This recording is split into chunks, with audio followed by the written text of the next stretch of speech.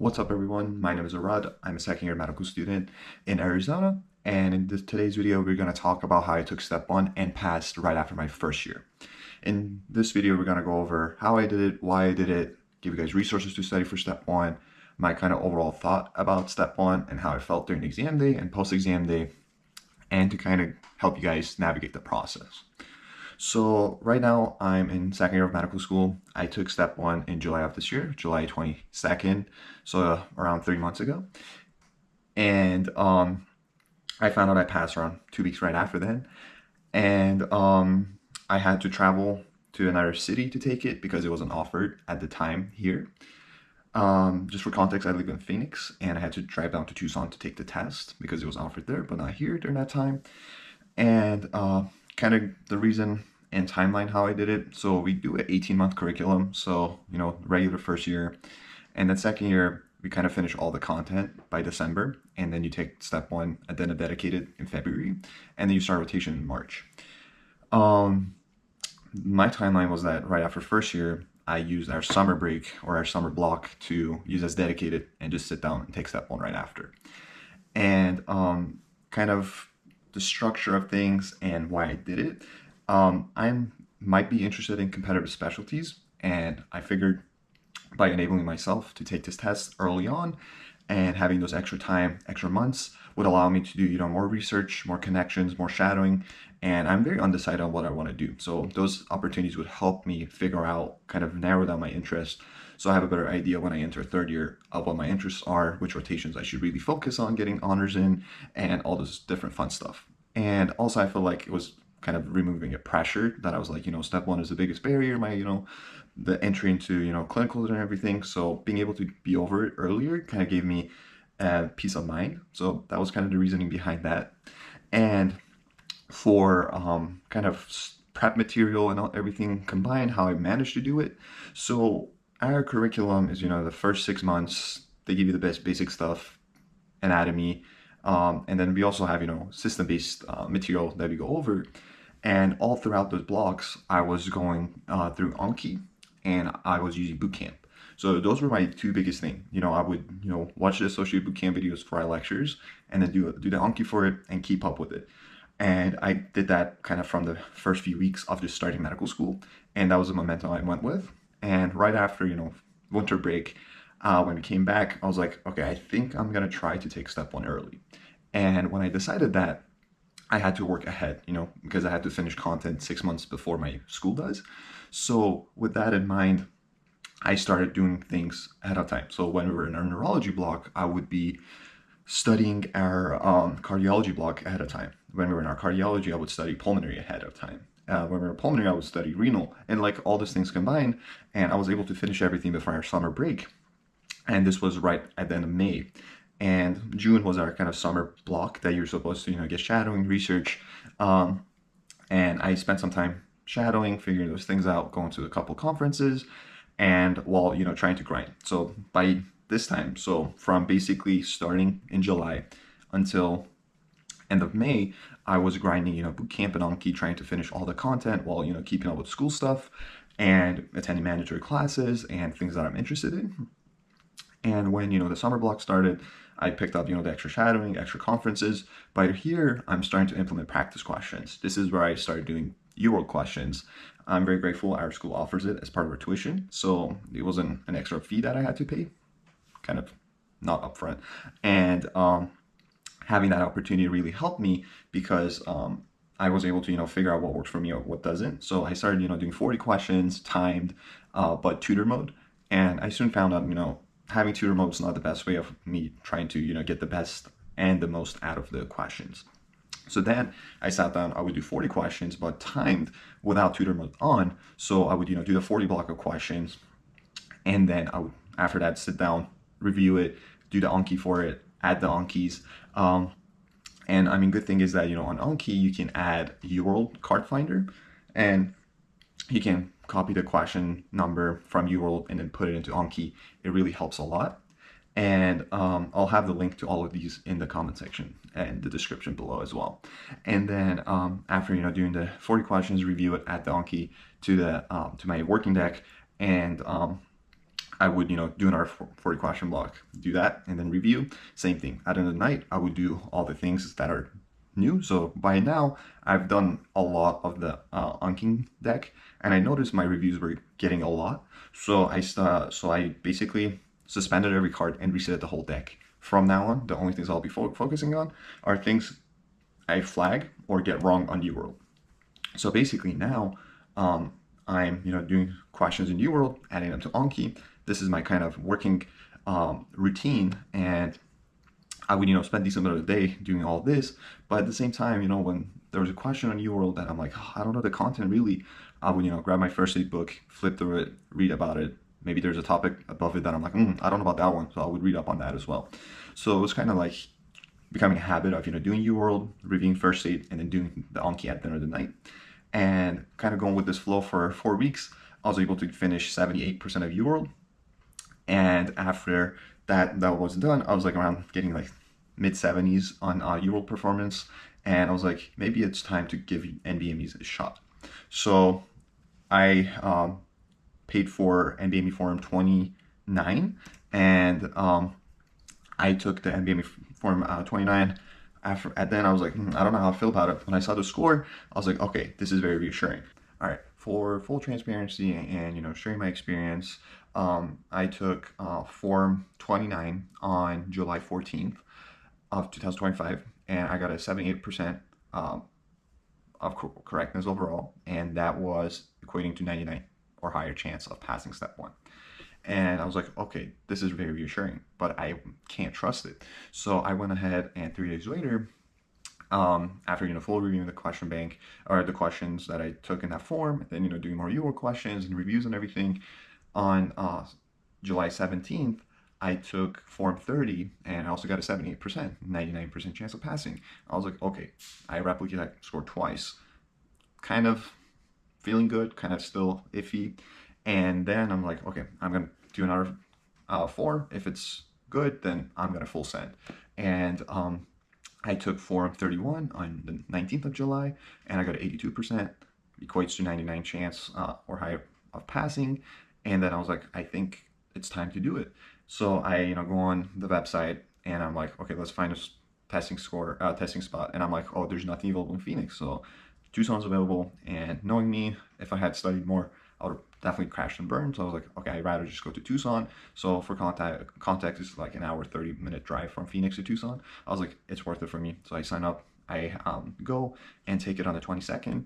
But 2 days before that, I take NBME Forum 120. So that was the 20th of July.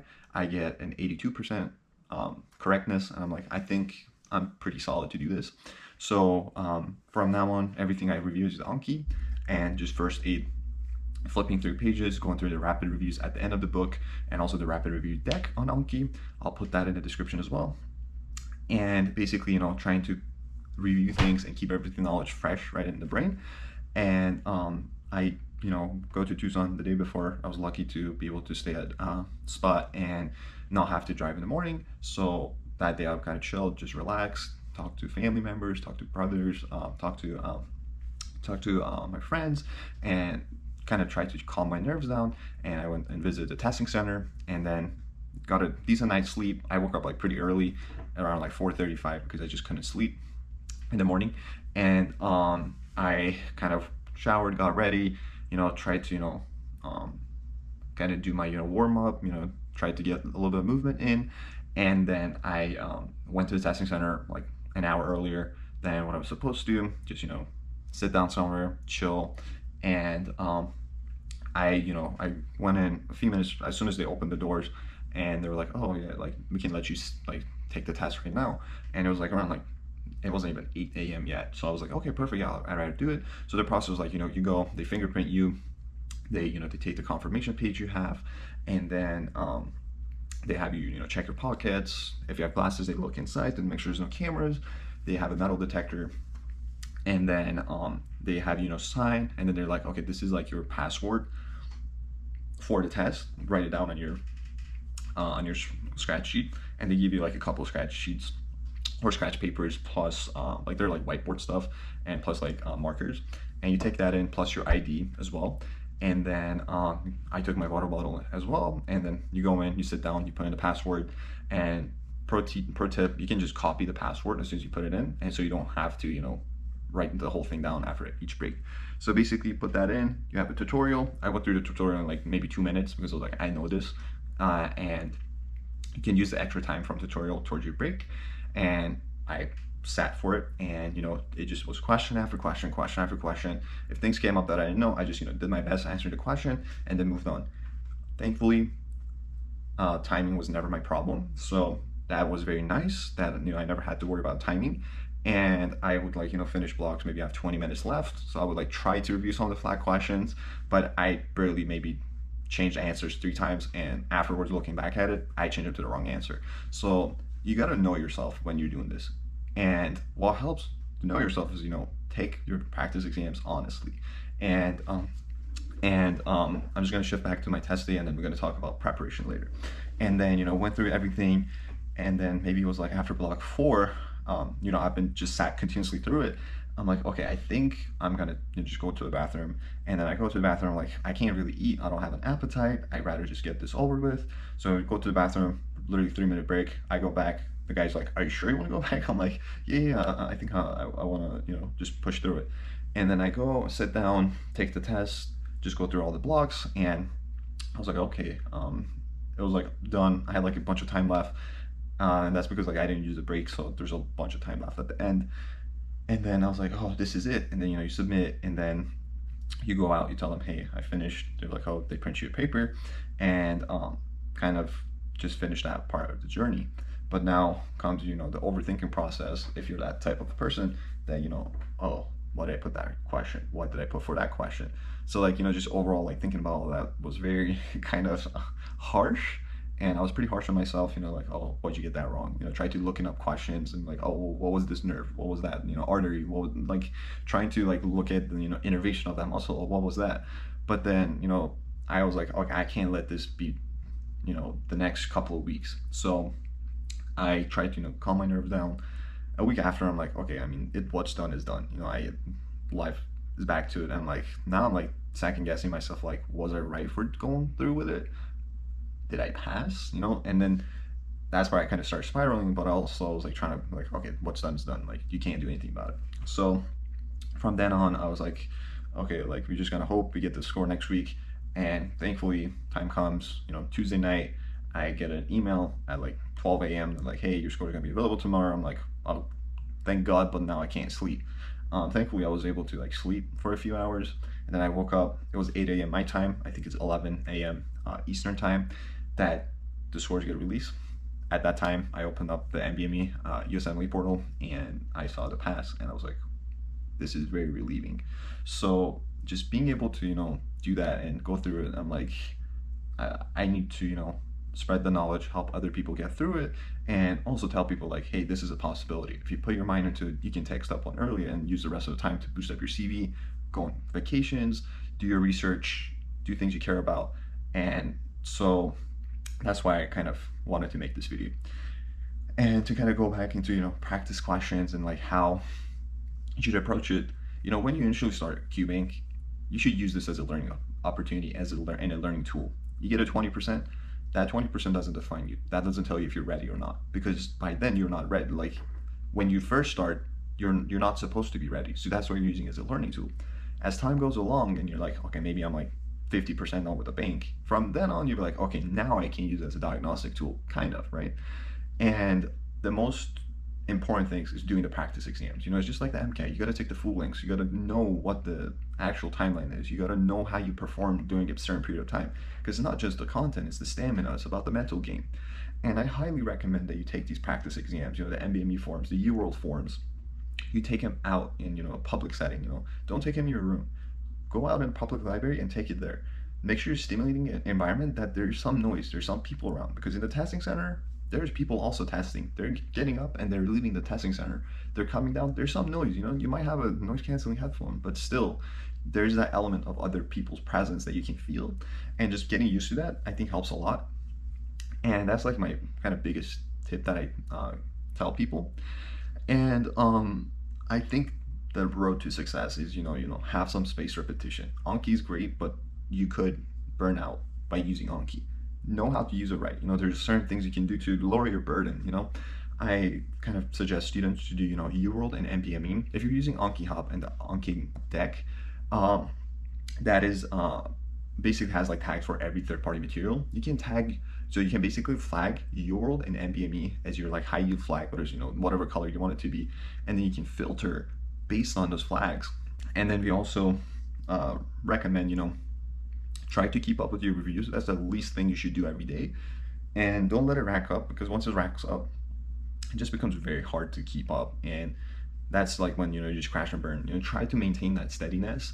And, some days you can't do it. It's okay, but like do your best, get through it. And always, spend time with things that are worth your time. Like reading passively doesn't help majority of people unless you're very gifted, right? And that's why, Anki is so great, because it's testing you with every single card. And then, question banks, they're like the holy grail of prep. Use it as a learning tool initially, then use it as a diagnostic tool. And the NBME forums, they're there to tell you that, hey, you're ready to take this, but also tell you like what is most likely to show up on your exam. And to kind of tell you like, hey, the stuff on the exam are the things you've seen before. Nothing's new. There are a couple things you're like, I've never seen it presented this way, but it's not like, they're not like messing with you in your head. It's like straightforward, it's like, it's not UWorld trying to trick you into like two different answer choices that like are very much connected, but you can't tell the difference. NBME wasn't like that, and I hope that's the experience that everyone had, but that's what I kind of felt, that like it was more straightforward. And then, people say, the NBME forums are not representative.